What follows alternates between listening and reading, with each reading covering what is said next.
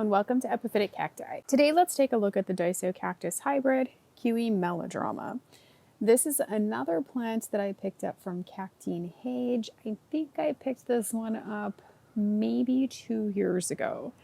You can get these more readily in the United States now. The number one place to look for them is from the Facebook seller. She has a storefront. It's Henny's Epiphyllums. I will include a link in the description as well. She does tend to carry a lot of the Kiwi hybrids. While the price tag on these has come down some, it's still not really super low. So, they still have some rarity here. I do really like the shape of this one. I like the colors. A lot of the photographs that I've seen of this one have the coloration being considerably more red.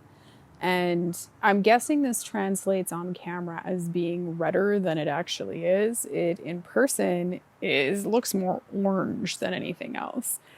And it's got that orange and magenta. Now the lineage for this one is Elegans Laye crossed with Eleanor Victoria Latimer. You can tell. So, most of the Kiwi hybrid that look like this, that are very grand, that was the crossing. And you can usually tell in the plant as well because the plants have a little bit of a different look to them. And we'll look at the plant a little bit later. This plant is really small. It's a first time bloom. So, the colors might be just a little bit off. In subsequent years, this might bloom a little bit more red. I had one flower once where the first bloom on it was just intense red.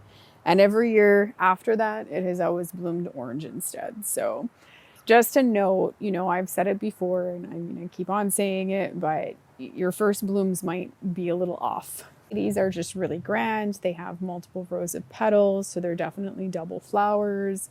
For anybody who doesn't know, that was really uncommon at one time. There's a really beautiful side view of the flower. And this one, it just has such a pretty shape. I really like the shape on this flower.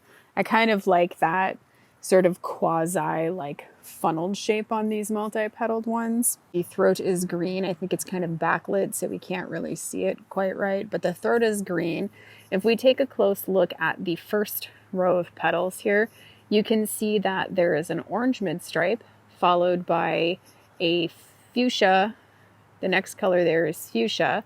The next color is going to be kind of a lavender on the first row of petals. On the second row of petals, you see that same color mimicked there. We see an orange midstripe. We see that it's fuchsia, and then we see there is a smaller sort of lavender edge. And if we take a look at the next row of petals, you can see that the orange midstripe becomes more prominent, and then the fuchsia color moves out further towards the edge. And if we keep going here, so many petals.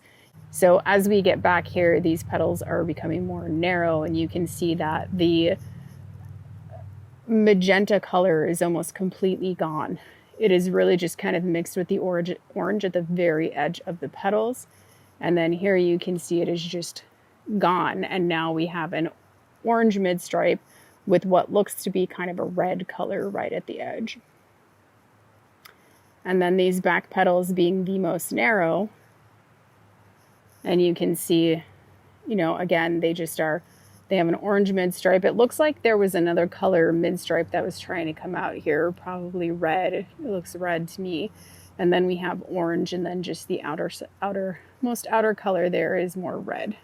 Really beautiful. I like to open these up a little bit more sometimes. See him? That little bug. I don't know what that is.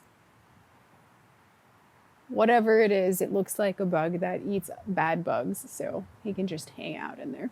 Let's take a look at the plant here. I have this in a really curious place because one of the things that I really like, it's kind of a weird, awkward issue. It's sun chasing. I try to sort of chase the sun so I can get the plants lit up correctly. Artificial light is just not the same as sunlight, so these never really photograph and they never really film the same indoors as they do outdoors. So definitely my favorite time of year for this. So here's a look at this plant. You can see there's this one branch that's branching off another branch, and that's the blooming branch. And then you see it is basically a cutting with two smaller branches here that were potted up. This cutting was rooted, and then the new growth, those new branches came from underneath the soil line. Those are the best branches. Those are ideal branches. And you can see my little Kakteen-Haage tag that I got going on there. I love these little tags, these printed tags, because they don't really fade. There you can see how much I paid for this. I think like 2 years ago. Kakteen-Haage has stable prices, so they don't really change based off of rarity or anything.